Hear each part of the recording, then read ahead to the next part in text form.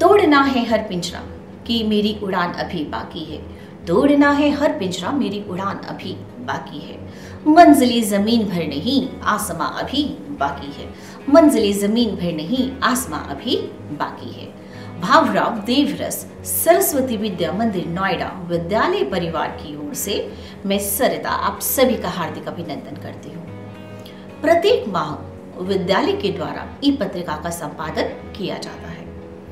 इस पत्रिका में विद्यालय में होने वाली सभी गतिविधियों तथा कार्यक्रमों का ब्यौरा दिया जाता है। फरवरी माह अंक से हम एक नई शुरुआत करने जा रहे हैं। हम इस पत्रिका का डिजिटल प्लेटफॉर्म पर भी संपादन करने जा रहे हैं। उद्देश्य यही है कि अधिक से अधिक भैया बहन इन गतिविधियों में सहभागिता करें, जिससे उनका आत्मविश्वास बढ़े और मनोबल और सबल हो, ताकि अपने वास्तविक जीवन में आने वाली चुनौतियों का वो सामना कर सके और सफलता की उड़ान भर सके। फरवरी माह के प्रथम सप्ताह में मतदाता जागरूकता अभियान चलाया गया, जिसमें विद्यालय के आचार्य, बंधु एवं भगिनी सभी ने क्रियाशील भूमिका निभाई तथा नोएडा महानगर के विभिन्न सेक्टर्स में जाकर के मतदाताओं को उनके अधिकार के बारे में और कर्तव्य के बारे में जागरूक किया। बहुत सारे टीचर्स हैं मेरे साथ, आप देख सकते हैं मेरे पीछे, और सब लोगों ने इलेक्शन में कैंपेन किया है और बहुत मजा आया हम लोगों को। और लगभग डोर टू डोर जाकर यहाँ पे पूरा का पूरा एरिया आप देख सकते हैं, हम सब ने कवर किया है। एक एक व्यक्ति से, एक एक मतदाता से बात की है और सबको मोटिवेट किया है कि वो वोट डालें, अपने मत का इस्तेमाल करें प्रॉपर तरीके से। नोएडा महानगर के कुछ क्षेत्रों में प्रधानाचार्य जी भी आचार्य, बंधु एवं भगिनी के साथ गए और उन्होंने सभी को मतदान हेतु प्रेरित किया। राष्ट्रवादी सरकार का साथ दें और वोट डालने के लिए जरूर निकलें। वोट डालने के लिए जरूर निकलें। आपका वोट ही आपकी पावर है। आपका भविष्य वर्तमान कैसा होगा ये सब इस बात पे डिपेंड करेगा कि आप किसको वोट करें। पहले मतदान फिर जलपान। पहले मतदान फिर जलपान। फरवरी माह के प्रथम सप्ताह में बसंत पंचमी का उत्सव भी मनाया गया।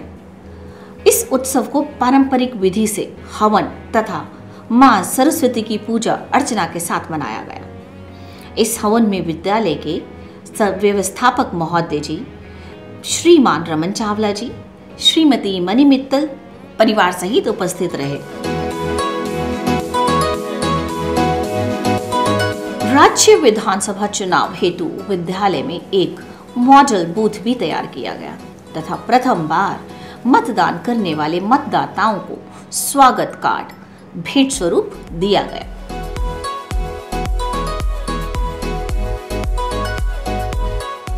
So what are the special arrangements are made here for the facility of the voters?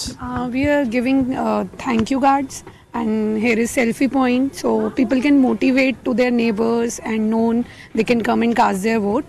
So that's all we are doing here. So how the voters are feel and why such special arrangements are here? They are quite happy. They are very happy, especially with the selfie points. So they are happy with the arrangement, and you can see we have chairs here. Yeah. Like people can sit here, no rush, and that's it. And who made all these kind of greeting cards? Can you show it? Yeah, sure.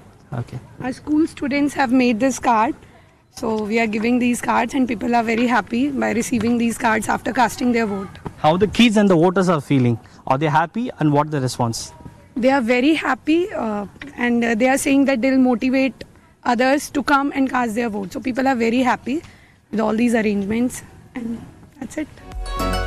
इसी माह आगामी सत्र में कक्षा 6 में प्रवेश के लिए प्रवेश परीक्षा का आयोजन भी फरवरी माह में किया गया। प्रवेश परीक्षा में लगभग 263 भैया बहन ने प्रतिभागिता की। फरवरी माह में संत रविदास जयंती भी मनाई गई। बंधा गुरु के शीश पर संस्कारों का ताज, बिना गुरु के ज्ञान के बढ़ता नहीं समाज। आप सभी को हार्दिक अभिनंदन। आज मैं आपको रविदास जयंती के बारे में कुछ बातें बताने जा रहा हूँ। रविदास जयंती हम प्रत्येक वर्ष मनाते हैं और जो मनाने का जो समय है वो माघ पूर्णिमा है। इसका कारण यह है कि माघ पूर्णिमा के दिन इनका जन्म हुआ था। देश के लिए, समाज के लिए एक सामाजिक जो सुधार की जो प्रवृत्ति है उन्होंने समाज को दिया। समाज सुधारक की अगर बात करें तो कबीर, रहीम के साथ साथ हम लोग रविदास की भी पूजा करते हैं। अखिल भारतीय संस्कृति संस्थान के द्वारा प्रत्येक वर्ष विद्या भारती के द्वारा संस्कृति ज्ञान परीक्षा का आयोजन किया जाता है। इस परीक्षा का उद्देश्य भैया बहनों का भारतीय संस्कृति से परिचय करवाना एवं उनके व्यवहार में वांछित परिवर्तन लाना है। इस परीक्षा का आयोजन आचार्य बंधु एवं भगिनी के लिए भी किया जाता है। आचार्य बंधु एवं भगिनी के लिए यह प्रतियोगिता 4 स्तरों में की जाती है, जो कि प्रवेशिका, मध्यमा, उत्तमा तथा प्रज्ञा है। इस बार इस प्रतियोगिता में अभिभावक जन ने भी प्रतिभागिता की। प्रतिदिन वंदना सत्र में विभिन्न आचार्य बंधु एवं भगिनी के द्वारा परीक्षा की तैयारी कैसे करें जैसे विषयों पर प्रेरणा व मार्गदर्शन के लिए उद्बोधन दिया गया, जिससे भैया बहन प्रेरित हो सकें और अच्छे से पढ़ाई कर सकें। भैया बहनों, यदि आप चाहते हैं कि परीक्षा में अच्छे अंक प्राप्त हों तो उसके लिए आपको कुछ चीज़ों को ध्यान में रखना पड़ेगा। सबसे पहली बात तो ये कि आपको मोबाइल से दूरी बनानी पड़ेगी। जितने भी ये गैजेट्स हैं या सोशल मीडिया है, इनसे दूरी बनाएं। अगर हमें इनका यूज करना ही है तो इनके लिए भी एक टाइम टेबल बनाएं और उतने ही बजे उनको देखें, बार बार उनका यूज ना करें। दूसरा, अपने विषय का टाइम टेबल बनाएं कि कितने समय में आपको कौन सा विषय पढ़ना है, किस समय पढ़ना है, और उसमें जो भी कठिन विषय हैं उनका थोड़ा सा समय ज़्यादा रखें। जो आसान विषय हैं उनको थोड़े से कम समय में पढ़ेंगे तो आपको उसका ज़्यादा फायदा मिलेगा। तीसरी बात, जब भी हम प्रश्न की तैयारी करें तो उन प्रश्नों को करके ज़रूर देखें और एक टाइम टेबल उसका बनाएं। जैसे परीक्षा से पहले भाई प्रश्न पत्र जो हमारे पास आते हैं, जो सैंपल पेपर्स हैं, उनकी प्रैक्टिस करें और एक समय ज़रूर देखें कि भाई उतने समय से कम समय में वो होना चाहिए। अगर हम इस तरह की प्रैक्टिस करते हैं तो उसका हमें सबसे ज़्यादा फ़ायदा मिलता है। क्योंकि कई बार ये होता है कि भाई हम उसकी प्रैक्टिस ही नहीं कर रहे, बस चैप्टर को पढ़े जा रहे हैं। सैंपल पेपर जब तक नहीं करेंगे और जब तक हमें ये अनुमान नहीं होगा कि क्या हम उतने समय में उस पेपर को कर पा रहे हैं या नहीं कर पा रहे, तो कई बार यही प्रॉब्लम आ जाती है कि पेपर पूरा ही नहीं हुआ। तो ये ऐसे बच्चों के साथ ही होता है कि जो पहले से प्रैक्टिस नहीं करते। अगर पहले से हम प्रैक्टिस कर रहे हैं तो ऐसा कभी नहीं होता।